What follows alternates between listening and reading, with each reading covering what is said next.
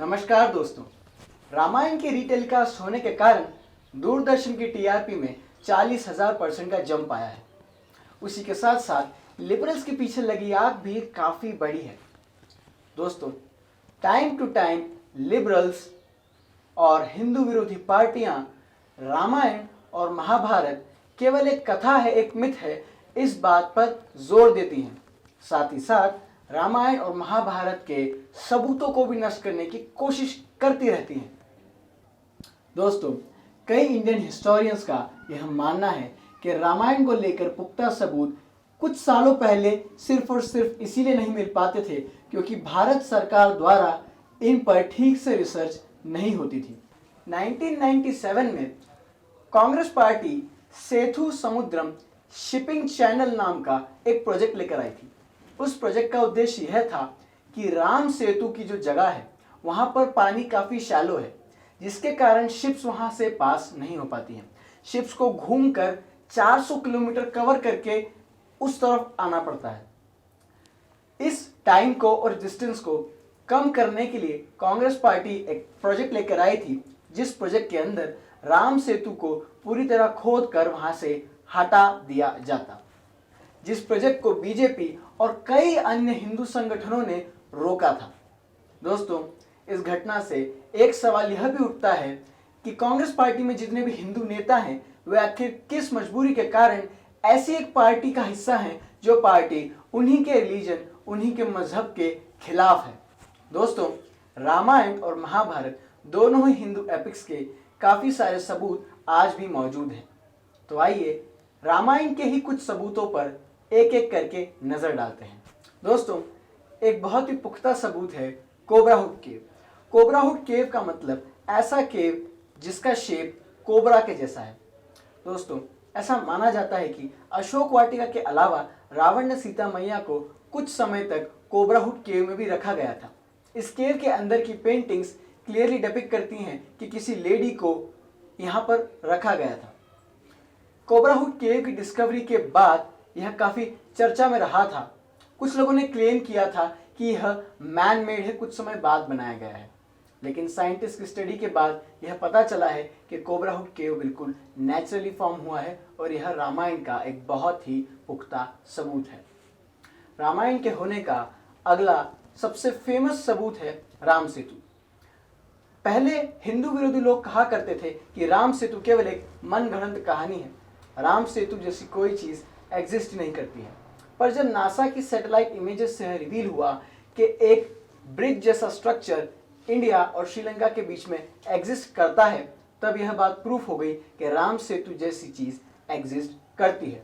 दोस्तों, एस बद्रीनारायण जो कि फॉर्मर डायरेक्टर रह चुके हैं जियोलॉजिकल सर्वे ऑफ इंडिया के, उन्होंने कहा था कि राम सेतु का एक नेचुरल फॉर्मेशन होना इम्पॉसिबल है क्योंकि राम सेतु की सबसे ऊपरी लेयर में कोरल्स हैं। उन्होंने कहा इन कोरल्स के नीचे एक सैंड की लेयर का होना इम्पॉसिबल है क्योंकि कोरल्स रॉक्स के ऊपर फॉर्म होते हैं, ना कि सैंड के ऊपर, और पूरे राम सेतु के स्ट्रेच में कोरल्स के नीचे सैंड की एक लेयर मिलती है। तो इसके अकॉर्डिंग राम सेतु का एक नेचुरल फॉर्मेशन होना इम्पॉसिबल है। यह एक मैन मेड स्ट्रक्चर है। साथ ही साथ डिस्कवरी चैनल के एक प्रोग्राम के प्रोमो में यह कहा गया था कि राम सेतु एक मैन मेड स्ट्रक्चर है, जिसके ऊपर काफ़ी सारी बहस भी हुई, मगर कोई भी यह एविडेंस नहीं दे पाया कि राम सेतु एक नेचुरल स्ट्रक्चर है। रामायण के अनुसार राम सेतु फ्लोटिंग स्टोन्स से बना था। आपको शायद जानकर हैरानी होगी कि ऐसे ही फ्लोटिंग स्टोन्स रामेश्वरम पर, साथ ही साथ श्रीलंका के कोस्ट पर भी मिलते हैं। रामायण के अलावा बहुत सारी ऐसी रिसर्चेस और स्टडीज में यह पाया गया है कि राम सेतु एक नेचुरल फॉर्मेशन नहीं है, राम सेतु मैन मेड है। रामायण के अलावा काफ़ी सारी रिसर्चेस और स्टडीज में यह बात सामने आई है कि राम सेतु कोई नेचुरल फॉर्मेशन नहीं है, राम सेतु मैन मेड है। दोस्तों, एक बहुत ही इंपॉर्टेंट प्रूफ रामायण के होने का द्रोणागिरी पर्वत है। हम सभी लोग जानते हैं कि हनुमान जी हिमालय से द्रोणागिरी पर्वत उठाकर श्रीलंका ले आए थे और उन्होंने उस पर्वत को वापस हिमालय में उसी जगह रख भी दिया था। लेकिन इस इंसिडेंट के होने का एक बहुत ही बड़ा प्रूफ श्रीलंका में आज भी मौजूद है। श्रीलंका में एक माउंटेन है रितिगल। इस माउंटेन पर उगने वाला हर्ब्स और प्लांट्स आसपास के सराउंडिंग से पूरी तरह अलग हैं। इस माउंटेन्स पर काफ़ी सारे हीलिंग हर्ब्स और मेडिसिन पाए जाते हैं और यही सेम हर्ब्स हिमालय में भी पाए जाते हैं। हिमालय की वेजिटेशन का श्रीलंका में होना इस बात का प्रूफ है कि हनुमान जी एक पर्वत को हिमालय से लंका ले आए थे। ऐसा माना जाता है जब हनुमान जी द्रोणागिरी पर्वत को लंका लेकर आ रहे थे तब एक बहुत बड़ी पहाड़ी उस पर्वत से टूटकर लंका में गिर गई थी और वही पहाड़ी प्रेजेंट टाइम में माउंट रेतिगल के नाम से जानी जाती है। दोस्तों, एक प्रूफ सुंदरकांड में भी देखने को मिलता है। दोस्तों, सुंदरकांड के 5वें श्लोक के 12वें सर्ग में ऐसा कहा जाता है कि हनुमान जी जब लंका में एंटर करते हैं तब वे 4 दांतों वाले बड़े से सफेद हाथी को लंका की सुरक्षा करते हुए एक गेट पर खड़ा हुआ देखते हैं। आपकी जानकारी के लिए बता दूं, आपको इंटरनेट पर काफी सारे आर्टिकल्स मिल जाएंगे जिसमें लिखा होगा कि रामायण आज से 7000 साल पहले हुई थी, जबकि रामायण 9 से 10 लाख साल पहले हुई थी। और इसी रामायण में वर्णन है कि 4 दांतों वाला सफेद हाथी 10 लाख साल पहले अर्थ पर पाया जाता था और उसी को साइंटिस्ट ने ढूंढ भी निकाला है जिसको गॉम्फोथियर नाम दिया गया है, जो साइंटिस्ट के अकॉर्डिंग भी आज से 10 लाख साल पहले तक अर्थ पर था, उसके बाद एक्सटिंक्ट हो गया। दोस्तों, श्रीलंका के गवर्नमेंट को एक ऐसी पहाड़ी मिली है जिस पहाड़ी से बहुत सारी गुफाएं होकर जाती है। वह गुफाएं आसपास के एक बहुत ही बड़े रीजन को कवर करती हैं। इसका मतलब उन गुफाओं के थ्रू आप काफ़ी बड़े रीजन तक ट्रैवल कर सकते हो, वो भी बहुत ही तेज़ी से। ऐसा माना जाता है कि रावण का पैलेस एक छोटी सी पहाड़ी के ऊपर था। उस पहाड़ी से काफ़ी सारी गुफाएं निकलती हैं। उन गुफाओं से होकर रावण बहुत ही तेज़ी से अपने शहर में किसी भी जगह पर पहुंच जाता था। साइंटिस्ट के अकॉर्डिंग ये गुफाएं नेचुरल फॉर्मेशन नहीं है। इन गुफाओं का नंबर काफ़ी ज़्यादा है, काफ़ी सारी गुफाएं हैं और ये सारी गुफाएं मैन मेड हैं। दोस्तों, कई सारे प्रूफ्स रामायण के न्यूजीलैंड, जावा और ऐसे दूसरे देशों में देखने को मिलते हैं। वाल्मीकि रामायण के हिसाब से राजा सुग्रीव ने वानर सेना की 4 टीमें बनाई थी जो 4 अलग अलग दिशाओं में जाकर माता सीता की खोज करेंगी। वाल्मीकि रामायण में उस टीम का वर्णन है जो ईस्ट में गई थी। वाल्मीकि रामायण के हिसाब से राजा सुग्रीव ने उस टीम का वर्णन किया है जो ईस्ट की ओर गई थी और उन्होंने कहा कि पहले उन्हें समुद्र पार करना होगा और याव यानी कि जावा आइलैंड में उतरना होगा, फिर एक दूसरे आइलैंड को पार कर वे लाल और पीले पानी के साथ एक समुद्र तक पहुंच जाएंगे।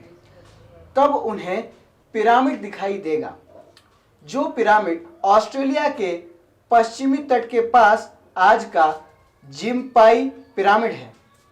दोस्तों, लेखक वाल्मीकि आगे बताते हैं कि इस बड़े से आइलैंड जिसका नाम शाल्मली आइलैंड है जो ऑस्ट्रेलिया में है, इसको पार करने के बाद वे माउंट ऋषभ को देखेंगे जो लहरों में मोतियों के हार के साथ सफेद बादल की तरह दिखता है। उसके पास वे सुदर्शन झील को देखेंगे जो सिल्वर कमल के साथ दिखाई देती है। दोस्तों, वाल्मीकि जी ने ये जिस पहाड़ और जिस लेक का वर्णन यहाँ पर किया है वे आज के न्यूजीलैंड के लेक पुकाकी और माउंट कुक के जैसे दिखते हैं। जो वर्णन वाल्मीकि जी ने किया है वह इन्हीं पहाड़ और लेक से मेल खाता है। दोस्तों, वाल्मीकि रामायण के अनुसार सुग्रीव जी वानर सेना को निर्देश देते हुए कहते हैं कि इन झीलों और सुंदर पहाड़ों के साथ इस आइलैंड को पार करने के बाद एक नरम पानी के महासागर को पार करना होगा जो सभी प्राणियों के लिए बहुत ही डरावना होगा। हॉर्स फेस के रूप में एक काल्पनिक रूप से प्रचलित आग मौजूद है जो ऋषि ओरसा के क्रोध से उत्पन्न हुई थी। दोस्तों, ऐसा माना जाता है और कई साइंटिस्ट और रिसर्चर्स मानते हैं कि हॉट स्पेस के रूप में ये जिस आग की बात हो रही है, ये प्रेजेंट टाइम में रिंग ऑफ फायर नाम की एक जगह है जो कि प्रशांत महासागर में है। प्रशांत महासागर के बेसिन में बहुत ही बड़ी संख्या में वॉल्केनोज हैं, ज्वालामुखी हैं, जो विस्फोट होते रहते हैं। इसीलिए इस जगह को रिंग ऑफ फायर कहा जाता है। दोस्तों, नरम पानी के महासागर का मतलब पैसिफिक ओशन से है। दोस्तों, रामायण माइथोलॉजी नहीं, एंशिएंट वर्ल्ड की हिस्ट्री है। दोस्तों, रामायण आज से 9 से 10 लाख साल पहले हुई थी, पर साइंटिस्ट की एक रिसर्च कहती है कि पृथ्वी पर इंसान बस 3 लाख साल पहले ही आए हैं। उसके पहले पृथ्वी पर इंसान होते ही नहीं थे। पर केनिया और इथोपिया की खुदाई में मिले इंसानों के ही फॉसिल्स आज से 13-14 लाख साल पुराने हैं। इस रिसर्च से, इस एक्सकेवेशन से, इस खुदाई से यह साबित हो जाता है कि रामायण काल में भी पृथ्वी पर इंसान होते थे और रामायण कोई झूठी कहानी नहीं, एंशिएंट हिस्ट्री है। दोस्तों, वाल्मीकि रामायण के अनुसार रावण मां सीता को नासिक के पास में पंचवटी नामक जगह से उड़ाकर श्रीलंका ले गया था। अगर हम आज के मैप में देखें तो सबसे छोटा हवाई रास्ता नासिक से लंका का जो है, उसमें हम्पी और ले पक्षी जगहें भी आती हैं। दोस्तों, ले पक्षी वही जगह है जहां पर जटायु कट कर गिरा था। अब आप खुद ही सोचिए कि आखिर कैसे लाखों साल पहले एक ऋषि को यह बात पता हो सकती है कि लंका और नासिक के बीच में जो सबसे छोटा हवाई रास्ता है, उस हवाई रास्ते में कौन कौन सी जगहें आती हैं। और अगर हम उन जगहों को जोड़ते हैं मैप पर तो एक स्ट्रेट लाइन बन जाती है और वह स्ट्रेट लाइन सबसे छोटा रास्ता हो जाता है नासिक से लंका का। दोस्तों, रामायण में वर्णित ये हवाई रास्ता और उस रास्ते में कौन कौन सी जगहें आती हैं, यह सबसे बड़ा प्रूफ है कि रामायण कोई माइथोलॉजिकल कहानी नहीं बल्कि एंशिएंट हिस्ट्री है। दोस्तों, इन सभी एविडेंसेस और प्रूफ्स को देखने के बाद अभी आप पर डिपेंड करता है कि आप किस कंक्लूजन पर पहुंचते हैं। और भी बहुत सारे प्रूफ्स और एविडेंसेस मिलते हैं, जैसे कि रावण के द्वारा बनवाए गए हॉट वेल, गर्म पानी वाले कुंड और काला सॉइल मिलता है। ये वो काला सॉइल नहीं है जो हमें हमारी ज्योग्राफी की किताबों में पढ़ाया जाता है। ये काला सॉइल काफ़ी अलग दिखता है, ये बिल्कुल ब्लैक नज़र आता है। ऐसा माना जाता है कि लंका को जब हनुमान जी ने जला दिया था तो सॉइल इसी तरह काला पड़ गया था और यही काला सॉइल आज भी लंका में मौजूद है। दोस्तों, रामायण के ऊपर चाहे आपके जो भी विचार हैं, लेकिन मेरी आपसे प्रार्थना है कि रामायण में जो भी अच्छी सीख दी जाती है, आप उस सीख को ज़रूर ग्रहण करें। वेदों और पुराणों के अनुसार भगवान ने रामायण की लीला रची ही इसीलिए थी ताकि वे एक आदर्श स्थापित कर सकें कि लोगों को अपना जीवन किस प्रकार जीना चाहिए, भाई भाई का रिश्ता कैसा होना चाहिए, बाप बेटे का रिश्ता कैसा होना चाहिए, सास बहू का रिश्ता कैसा होना चाहिए, बाप बेटी का रिश्ता कैसा होना चाहिए, हमारे जीवन मूल्य कैसे होने चाहिए, हमें किन आदर्शों का पालन करना चाहिए। बाकी आपकी मर्जी, आप रामायण को माइथोलॉजी माने या फिर हिस्ट्री। राम राम।